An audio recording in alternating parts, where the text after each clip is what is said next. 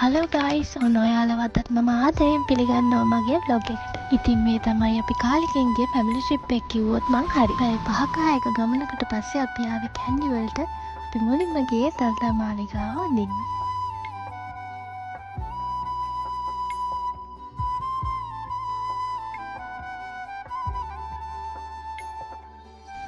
මේ තියෙන අද අපේ උදේ කෑම එක. හන්තාන සඳකිරි සෑය නගින්න ලොකු කන්නක් තියෙන නිසා අපි කාලම තමයි නගින්න පටන් ගත්තේ. ෆැමිලි ට්‍රිප් කියන්නේ ඉතින් සතුටු ලෝකයක්නේ. ඒක ඔයාලත් දන්නවනේ. ඉතින් අපිත් දවල් ඉඳන්ම නටන්න පටන් ගත්තා.